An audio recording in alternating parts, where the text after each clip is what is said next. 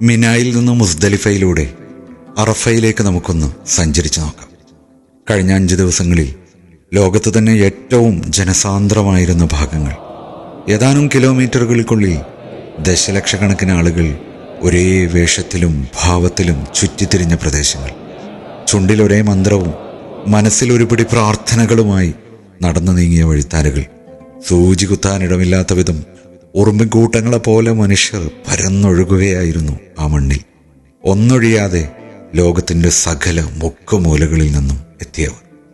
എത്രമാത്രം കൈകളാണ് ഈ ദിവസങ്ങളിൽ ഇവിടെ നിന്ന് വാനലോകത്തേക്ക് ഉയർന്നത്! എത്രമാത്രം പ്രാർത്ഥനകളാണ് നഭോമണ്ഡലത്തിൻ്റെ പാളികൾ ഭേദിച്ച് പടച്ച തമ്പുരാന്റെ സമക്ഷത്തിലെത്തിച്ചേർന്നത്! എല്ലാം സ്വീകരിക്കപ്പെടട്ടെ എന്ന് നമുക്ക് പ്രാർത്ഥിക്കാം. ഇന്ന് ഇതിലൂടെ സഞ്ചരിക്കുമ്പോൾ എല്ലാം പഴയ പോലെ ഒഴിഞ്ഞു കിടക്കുകയാണ്. വീണ്ടും ആരുമില്ലാതായതിൻ്റെ ആകുലതകൾ ആ മണൽത്തരികളിൽ പതിയിരിക്കുന്നത് പോലെ തോന്നുന്നു.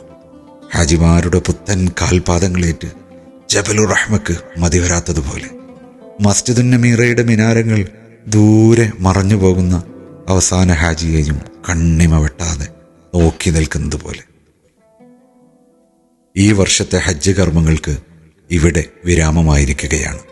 ഇന്നലെ അവസാന ദിന ഏറോടുകൂടി എല്ലാവരും മിനായോട് യാത്ര പറഞ്ഞിരിക്കുന്നു. ഇബ്രാഹിം പ്രവാചകനും കുടുംബവും നടത്തിയ ഒരു ചരിത്ര ദൗത്യം സഹസ്രാബ്ദങ്ങൾക്കിപ്പുറവും ആവർത്തിക്കപ്പെട്ടുകൊണ്ടേയിരിക്കുകയാണ്.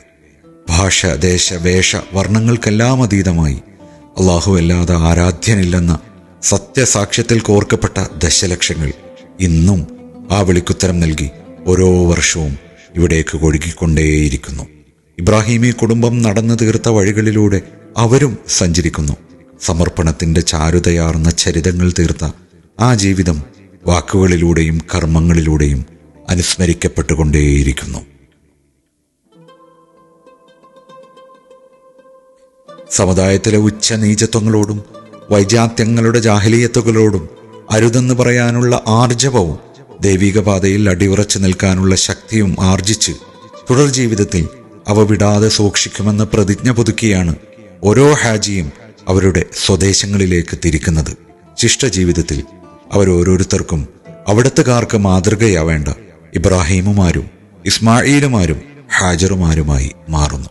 ഹാജി എന്ന വിളിപ്പേര് പോലും സമൂഹം പതിച്ചു നൽകുന്ന ആ മഹത്വത്തിൻ്റെ പ്രതീകമാണ്.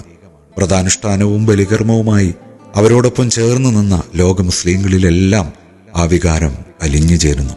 അവ കെടാതെ സൂക്ഷിച്ച് ഇക്കാലത്തെ ഇബ്രാഹീമുമാരാവാൻ നമുക്കും ശ്രമിക്കാം. അധാർമികതയുടെ നമ്രൂദുമാരോടും ബഹുദൈവാരാധനയുടെ ആസറുമാരോടും മനുഷ്യരെ വഴിതെറ്റിക്കുന്ന പൈശാചികതകളോടും സന്ധിയില്ല സമരത്തിലേർപ്പെടാം. നാഥൻ തുണക്കട്ടെ.